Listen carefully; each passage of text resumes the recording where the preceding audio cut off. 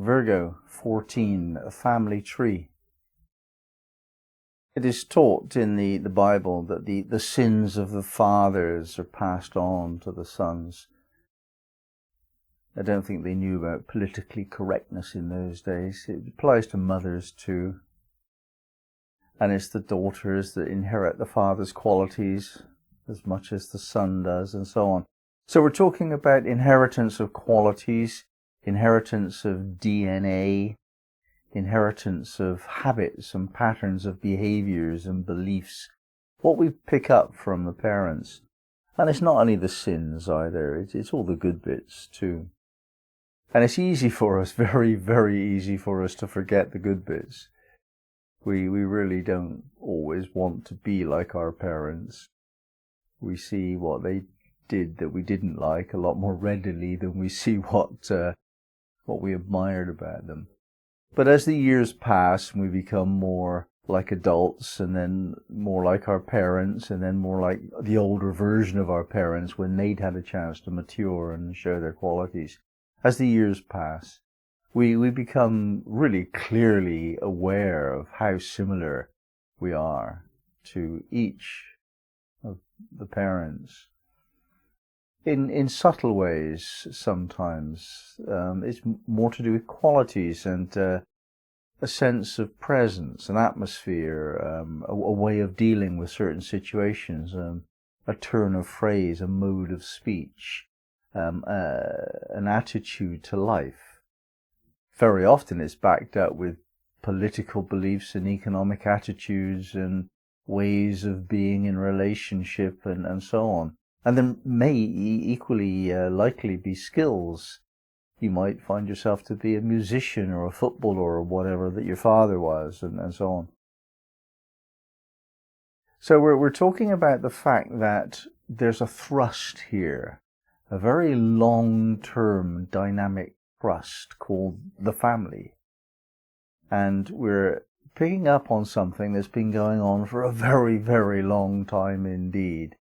Our family goes back. The ancestors we have go back all the way.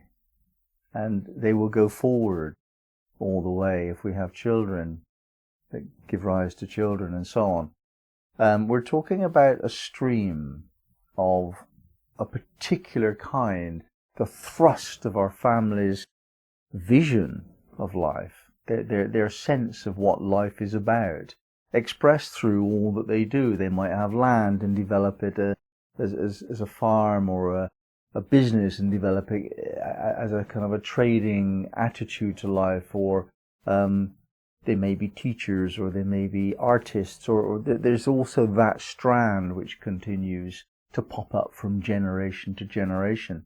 But we're looking on a more subtle, a deeper level than this.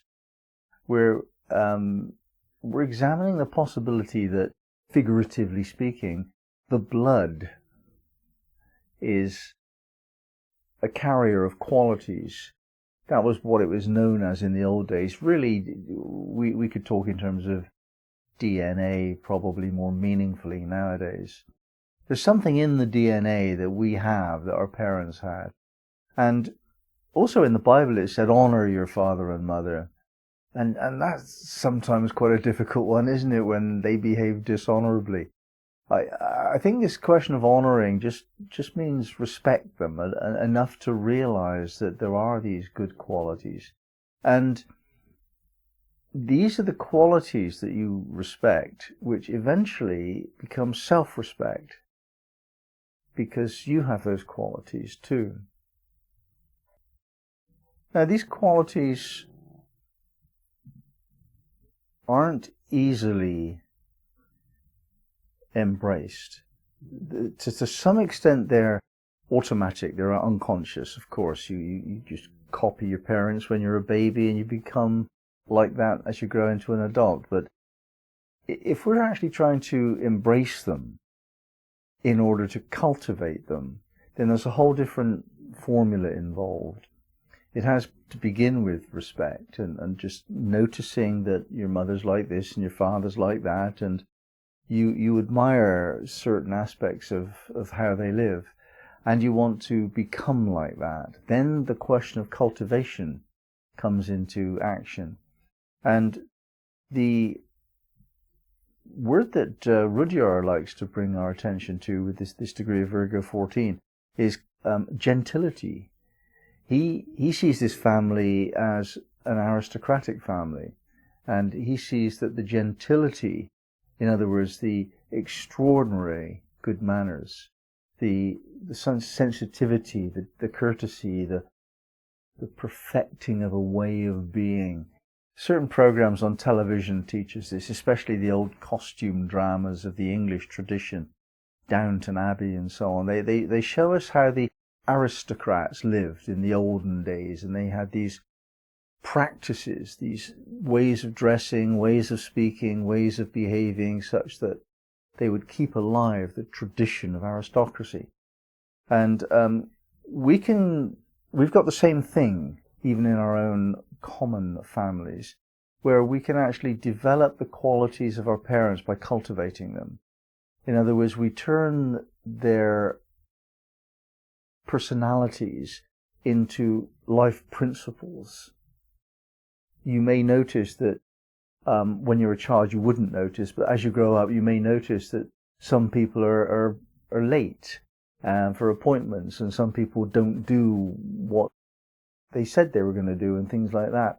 And most people don't seem to mind, but you do. And then you think about, well, why do I mind? And you realize that your parents both were very reliable.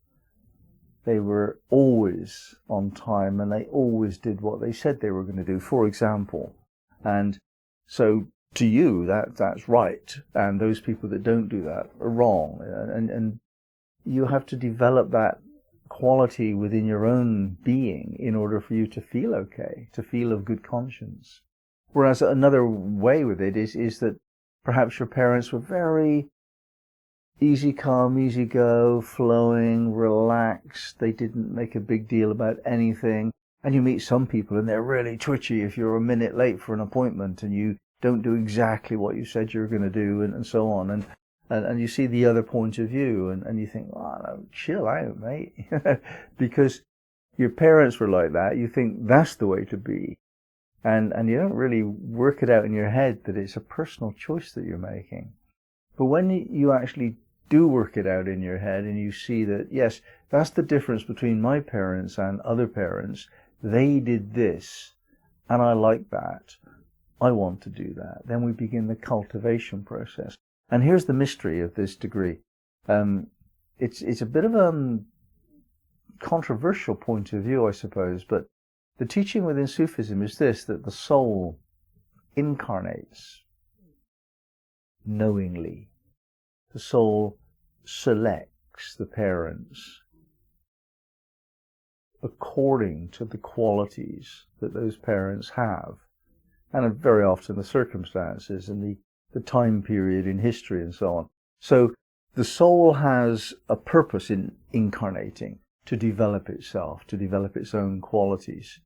And it needs to be given a strong foundation, a table upon which to rest itself, a platform to build a life upon. And therefore the choice of correct parents is primary in this. There's nothing more important than this. So the soul chooses to incarnate, to begin the life with these particular parents because of their qualities. And then the child forgets the existence of the soul and takes on this burden of putting up with two parents that behave in very strange and difficult ways sometimes, and doesn't really remember that the child itself, as a soul, chose to be subject to these parents. When you get to be older, you'll kind of realize that it wasn't so bad after all. And then when you really awaken spiritually, you'll get this sense of, okay, now I get it.